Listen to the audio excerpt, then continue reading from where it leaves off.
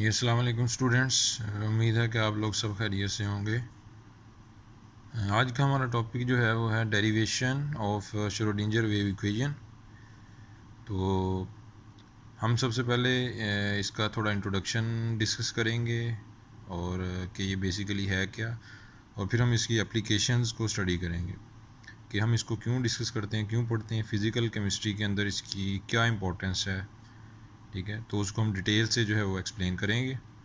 तो सबसे पहले है इसका थोड़ा सा इंट्रोडक्शन। तो इंट्रोडक्शन में अगर देखें तो बेसिकली ये श्रोडिंगर वेव इक्वेशन जो है ये कॉन्ट्राडिक्ट करती है बोहर मॉडल के दो पास्टुलेट्स के साथ कि इलेक्ट्रॉन जो है वो कॉन्ट्रडिक्शन क्या है इसकी कि electron does not move around nucleus in fixed orbit and the probability of finding electron is different at anywhere around the nucleus. Second है the probability of finding electron near the nucleus is maximum. तो students इसमें Bohr atomic model क्या था, उसके दो postulate थे, वो क्या थे? Electron revolve around the nucleus in circular orbit. तो इसको मॉडर्न रिसर्च ने रिजेक्ट कर दिया कि इलेक्ट्रॉन जो है वो सर्कुलर ऑर्बिट में ज़रूरी नहीं है कि सिर्फ वो सर्कुलर ऑर्बिट में ही मूव करे, लीनियर मोशन ही रखे, बल्कि उसका वेव लाइक पैटर्न भी होता है। Electron moves around the nucleus in single plane, इसको भी रिजेक्ट कर दिया गया। इलेक्ट्रॉन जो है वो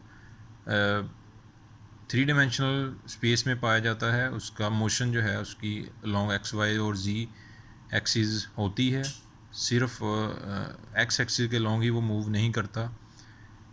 तो फिर मॉडर्न रिसर्चेस ने जो है वो बताया कि इलेक्ट्रॉन जो है वो सर्कुलर ऑर्बिट में मूव करता है और उसका लीनियर मोशन के साथ साथ जो है उसका जो पैटर्न है उसकी मोशन का वो वेव लाइक भी होता है।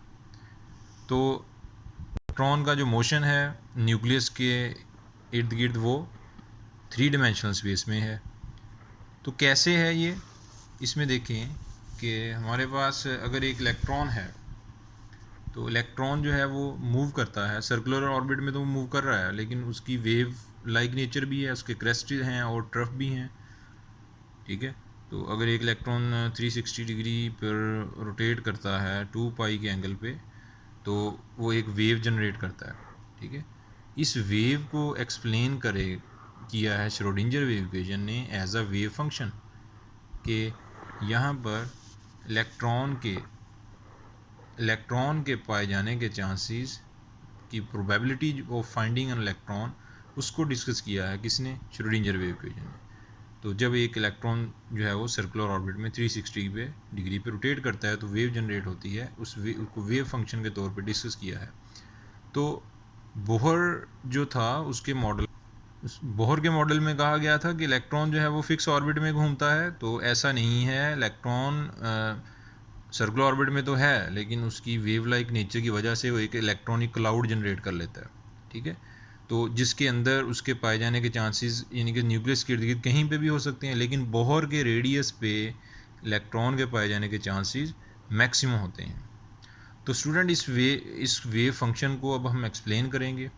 ठीक है, तो फाइंडिंग जो वेव फंक्शन बेसिकली हम उसमें क्या डिस्कस करेंगे? The probability of finding electron. ठीक है, फाइंडिंग इलेक्ट्रॉन कि इलेक्ट्रॉन जो है वो उसके पाए जाने के इम्कानात जो हैं वो कहाँ पर हैं, ज़्यादा हैं तो किधर हैं, तो उसको हम एक्सप्लेन करेंगे by the help of Schrodinger wave equation. तो इसके बाद हम लास्ट पे इसकी एप्लीकेशन भी देखेंगे। जो सिर्फ ये वो प्रोबेबिलिटी ऑफ फाइंडिंग इलेक्ट्रॉन ही नहीं बता रही, इसके अलावा भी कुछ इन्फॉर्मेशन है जो हमें श्रोडिंगर वेव इक्वेशन देती है।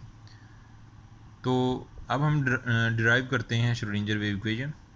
तो वो जो वेव फंक्शन है, वो जो वेव जनरेट होती है जब एक इलेक्ट्रॉन सर्कुलर ऑर्बिट में 360 की रोटेशन करता है, उसे हम साई से शो करते हैं, जिसे हम वेव फंक्शन कहते हैं। ठीक है, और ए जो है ये एम्पलीट्यूड है वेव का, और लैम्डा जो है ये वेव लेंथ है। ठीक है, तो एम्पलीट्यूड क्या होता है कि हमारे पास मीन पोजीशन से जो वेव की मैक्सिमम हाइट होती है, ठीक है, उसको हम क्या कहते हैं? एम्पलीट्यूड। इसको हम किससे रिप्रेजेंट करेंगे? ए से। ठीक है, तो 2 पाई ओवर लैम्डा को हम वेव नंबर कहते हैं।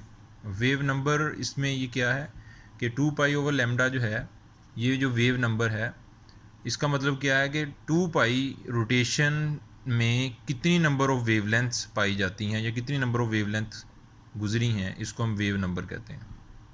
तो अब हम इस इक्वेशन को डिफरेंशिएट करते हैं। डिफरेंशिएट बेसिकली क्या है कि वेव फंक्शन जो है इसमें इसको विद रिस्पेक्ट टू एक्स हम डिफरेंशिएट करेंगे the rate of change of wave function, ठीक है, कि D psi over D x का मतलब क्या है कि पोजीशन, बेसिकली जो साई है ये इसके साथ सम टाइम स्मॉल आर भी लिखा होता है, ठीक है। ये हमें क्या बता रहा है, इसका मतलब क्या होता है कि पोजीशन ऑफ इलेक्ट्रॉन, ठीक है, कि अब ये चेंज होती रहती है, ठीक है। तो इसलिए हम इसका rate of change of position of electron को D psi over D X हम निकालेंगे। तो मतलब कि ये डिफरेंशिएट करेंगे, psi is a function, D over D X हम इसको डिफरेंशिएट करेंगे विद रिस्पेक्ट टू एक्स, क्योंकि ये रेट ऑफ चेंज को शो कर रहा है कि जो इलेक्ट्रॉन की पोजीशन है, ठीक है, वो, तो विद रिस्पेक्ट टू एक्स हम इसे डिफरेंशिएट करेंगे। इसका अब डेरिवेटिव लेना है, ठीक है। तो डिफरेंशिएट करने के लिए कुछ 2-3 फार्मूलाज हैं, वो मैं आपको बता देता हूँ, उसको डिस्कस कर लेते हैं तो आपको ये समझना आसान हो जाएगा। तो डिफरेंशिएशन में अगर देखा जाए तो डिफरेंशिएशन कैसे करते हैं, तो इसमें y अगर हमारे पास है x पावर n, ठीक है, सिंपल फंक्शन है ये, y कोई फंक्शन है, x की y is equal to x power n।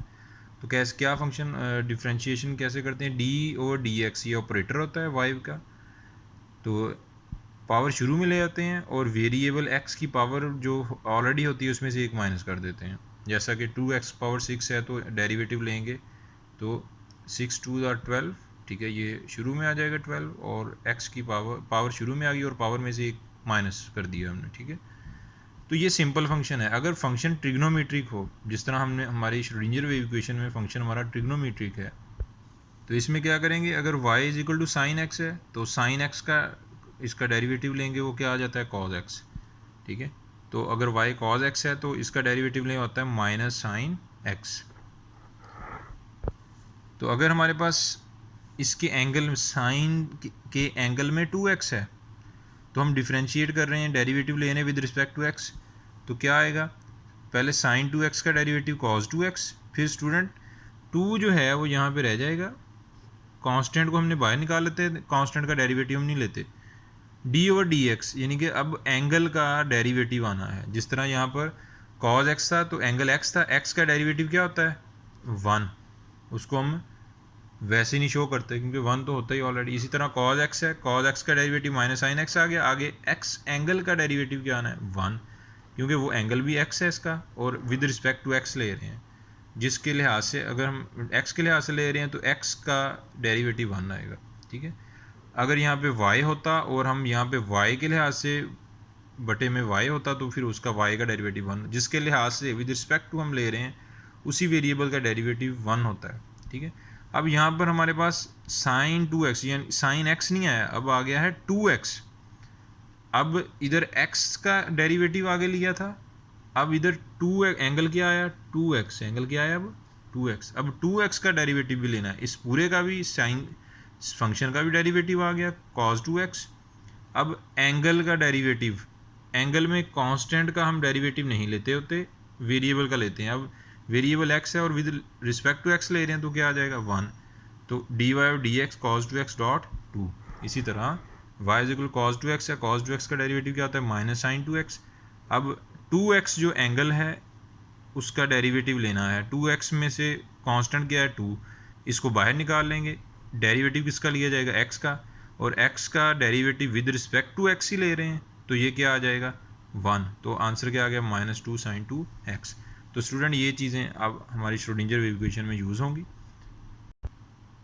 तो हम इसका डेरिवेटिव लेते हैं साई का, ठीक है, रेट, क्योंकि इलेक्ट्रॉन की पोजीशन चेंज हो रही है, ठीक है। तो rate of change of wave function या पोजीशन ऑफ इलेक्ट्रॉन, वो हमारे पास जब हम इसका डेरिवेटिव लेंगे तो क्या आ जाएगा a sine 2 pi x over lambda. तो a भी कांस्टेंट है, कांस्टेंट का डेरिवेटिव नहीं लेते, वैसे आ जाएगा। डेरिवेटिव किसका आना है साइन का, ठीक है, साइन, पहले साइन, इस पूरे का डेरिवेटिव क्या आता होता है cause 2 pi x over lambda. अब स्टूडेंट एंगल क्या है, एंगल है 2 पाई एक्स ओवर लैम्डा, इसमें से कांस्टेंट क्या है 2 पाई ओवर लैम्डा, और x का डेरिवेटिव कितना आ गया साथ 1 आ गया, ठीक है। कांस्टेंट का हम डेरिवेटिव नहीं लेते होते, उसको हम बाहर निकाल लेते होते हैं, डेरिवेटिव सिर्फ वेरिएबल का लेते हैं, तो ये क्या आ गया, 1 आ गया, 2 पाई ओवर लेमडा, ठीक है। तो 2 pi A over lambda cos 2 pi x over lambda, ये हमारे पास इसका डेरिवेटिव आ गया। ये rate of change of position of electron आ गया, ठीक है। इसके बाद स्टूडेंट्स हम इसी इक्वेशन का सेकंड डेरिवेटिव ले लेंगे, ठीक है, डिफ्रेंशिएटिंग अगेन। जब सेकंड डेरिवेटिव लेंगे तो ये डी स्केयर साई और डी एक्स स्केयर, तो ये हमारे पास क्या आ जाएगा। सबसे पहला काम क्या करना है कि कांस्टेंट को बाहर निकाल लेना है, ठीक है। तो ये कांस्टेंट है, तो ये कांस्टेंट जो है ये तो वैसे ही रहेगा, ठीक है। फंक्शन का क्या है, cos 2 pi x over lambda. तो स्टूडेंट सबसे पहले इस फंक्शन का डेरिवेटिव पूरे का, कॉस का क्या आ जाएगा, minus sign 2 pi x over lambda. अब ये जो एंगल आया इसका डेरिवेटिव लेना है। एंगल में से कांस्टेंट क्या चीज़ है, 2 पाई ओवर लेमडा वैसे रह जाएगा, और एक्स का derivative with respect to x लेना है, तो वो क्या आ जाएगा, साथ 1 आ जाएगा, ठीक है। तो हम 1 को जो है वो लिखते नहीं हैं, रिप्रेजेंट ही नहीं करते। अब क्वेश्चन ये राइज होता है कि हम इसका सेकंड डेरिवेटिव क्यों ले रहे हैं, ठीक है। तो सेकंड डेरिवेटिव जो है वो हम इसलिए लेते हैं कि इसमें मैथमेटिक की एक टर्म है जिसे हम कहते हैं कनकेविटी, ठीक है। तो ये स्टूडेंट दो तरह की होती है, ठीक है। इसमें अपर कनकेव कहते हैं और लोअर कनकेव कहते हैं, ठीक है।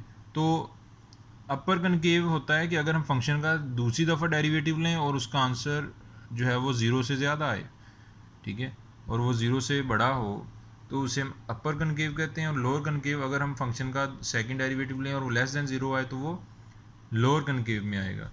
तो ये होते बेसिकली क्या है, यहाँ पर इसको अगर हम अपर कनकेव कहते हैं, अगर हम एक कर्व है उसका टेंजेंट लें और टेंजेंट के ऊपर आ जाए वो कर्व, तो उसे अपर कनकेव कहते हैं। अगर कोई पॉइंट लें, टेंजेंट लें और वो टेंजेंट के डाउनवर्ड आ जाए कर्व, तो उसे हम क्या कहते हैं, लोअर कनकेव। तो हमने करना क्या है, हमारे पास साइन का ग्राफ क्या आता है ये। अब हमारे पास जो वैल्यू थी वो क्या थी वेव फंक्शन की, A sine 2 pi over lambda X. तो हमने क्या करना है, ये हमारे पास अपर कनकेव है, हमने क्या किया, हमने अपर कनकेव जो है उसकी वैल्यू ली, ठीक है, और फिर हमने इसका सेकंड डेरिवेटिव लिया। सेकंड डेरिवेटिव जब हमने दूसरी दफ़ा लिया तो हमारे पास लोअर कनकेव भी आ गया, ठीक है। तो हमारे पास जो यहाँ पर फंक्शन आया, ठीक है, सेकंड डेरिवेटिव लेने पर, वो बेसिकली एक्सप्लेन क्या करता है, वो मैक्सिमा को एक्सप्लेन करता है। यानी कि हमारे पास maximum distance from the mean position, कि हमारे पास इलेक्ट्रॉन का जो मैक्सिमम डिस्टेंस है मीन पोजीशन से, उसको रिप्रेजेंट करते हैं अपर कनकेव और लोअर कनकेव, ठीक है। तो अपर कनकेव और लोअर कनकेव को डिस्कस करने के लिए हमें फंक्शन का सेकंड डेरिवेटिव लेना पड़ता है। तो हमने अपर कनकेव और लोअर कनकेव जो है, ये जो हमारे पास ग्राफ आया है, इसको एक्सप्लेन करना है। तो यहाँ से 0 से ये π/2, π/3 π/2 पाई है, और फिर ये 2 पाई, यहाँ पर पूरा एक साइकिल कंप्लीट होता है, ठीक है। तो 360, तो अपर और लोअर कनकेव को डिस्कस करना है, तो फिर हमें फंक्शन का सेकंड डेरिवेटिव लेना पड़ता है। इसी के ऊपर हमने इलेक्ट्रॉन की प्रोबेबिलिटी जो है वो उसको डिस्कस करना होता है बाय श्रोडिंगर वेव इक्वेशन। तो सेकंड डेरिवेटिव लेने पर हमारे पास ये, इसको रीअरेंज किया तो हमारे पास ये इक्वेशन आ गई, ठीक है। तो फिर ये जो इतनी वैल्यू बनी, ठीक है, ये जो हमारे पास फंक्शन इतना बना, ठीक है, ये वेव फंक्शन को रिप्रेजेंट करता है, ठीक है। तो ये जो वेव फंक्शन हमने स्टार्ट में डिस्कस किया था, ठीक है, तो हमने क्या किया, हमने उसकी वैल्यू पुट कर दी साई। इसको रीअरेंज करने पर हमारे पास ये किसके बराबर आ गया, 0 के। तो स्टूडेंट अब हमने इस इक्वेशन में लैम्डा स्क्वायर की वैल्यू पुट करनी है। उसके लिए हम क्या करते हैं, डी ब्रोगली हाइपोथेसिस, क्योंकि हमारे पास डी ब्रोगली हाइपोथेसिस हमें क्या बता रहा है, एक्सप्रेशन डुअल नेचर को, ठीक है। तो वेव पार्टिकल नेचर बता रहा है, तो हमारा पार्टिकल क्या है, इलेक्ट्रॉन है हमारा। हम इलेक्ट्रॉन को डिस्कस कर रहे हैं, उसी की प्रोबेबिलिटी को डिस्कस कर रहे हैं वेव फंक्शन पे, तो उसकी डुअल नेचर है, ठीक है, h/mv, ठीक है, कि उसका मोमेंटम भी है, उसकी कोई वेवलेंथ भी है, वो पार्टिकल नेचर भी रखता है। हम इसका स्केल लेंगे, ठीक है, तो हमारे पास ये इक्वेशन आ गई।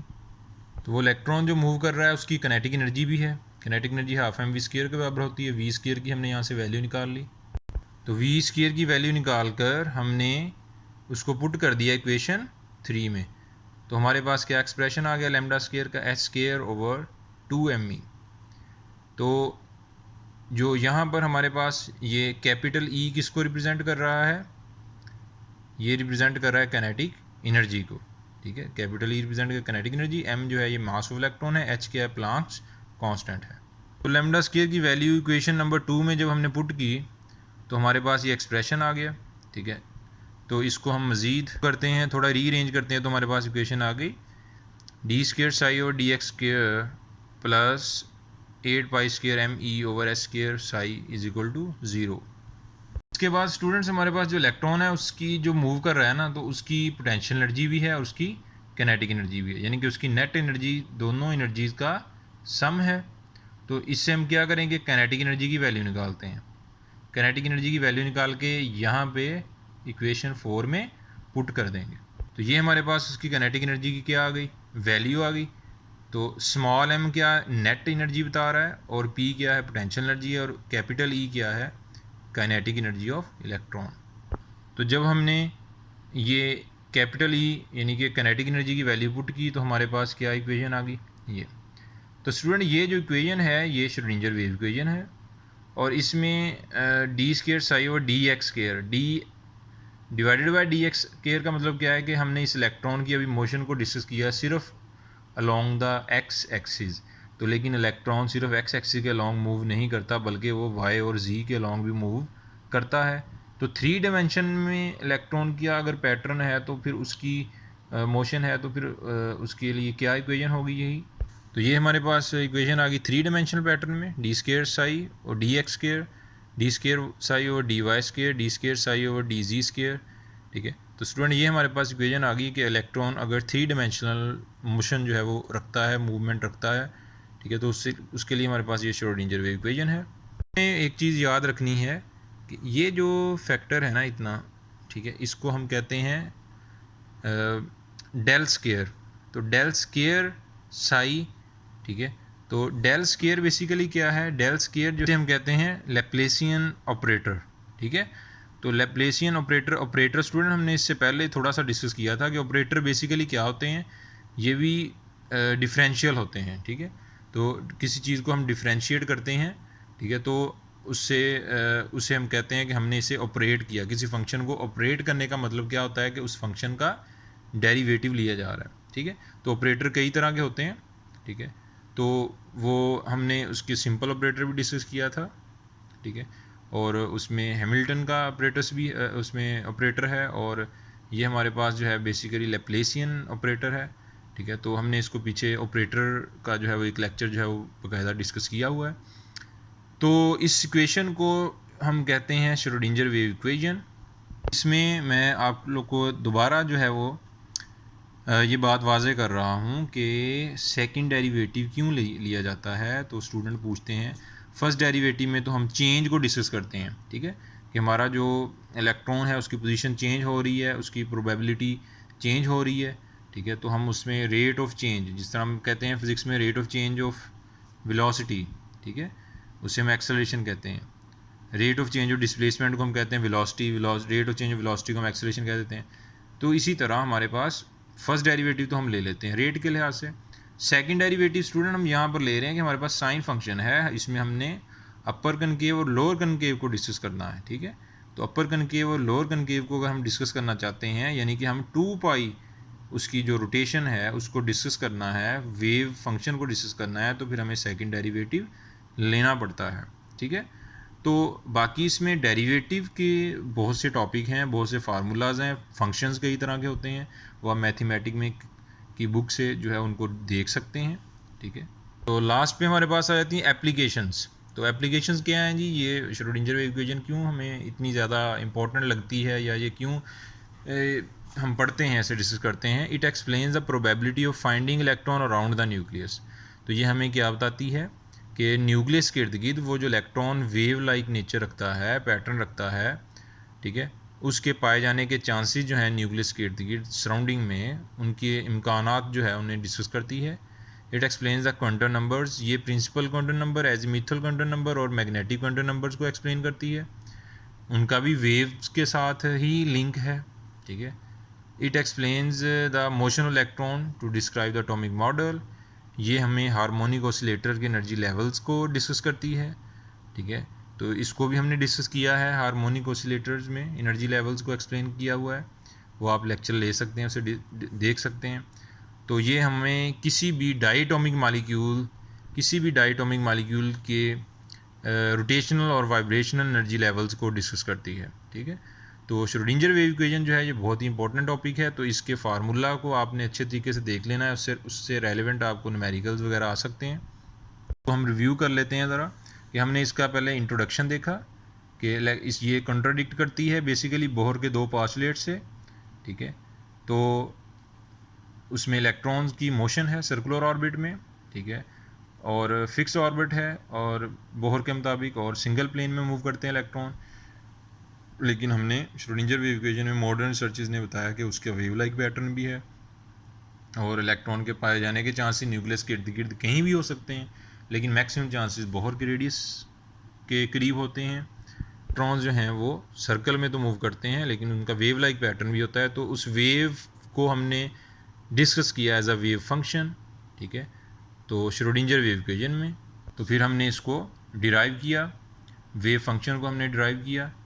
तो वेव फंक्शन हमारे पास में उसमें हमने देखा कि एम्पलीट्यूड होता है। एम्पलीट्यूड क्या होता है कि वेव का मैक्सिमम डिस्टेंस होता है मीन पोजीशन से, और हमने उसका फर्स्ट डेरिवेटिव लिया। हम उसका वेव फंक्शन जो है बेसिकली ये एम्पलीट्यूड ऑफ इलेक्ट्रॉन भी इसे कहा जाता है, और ये अगर इसके साथ आर लिखा हो सम टाइम तो उसका मतलब क्या होता है कि पोजीशन ऑफ इलेक्ट्रॉन को रिप्रेजेंट कर रही है।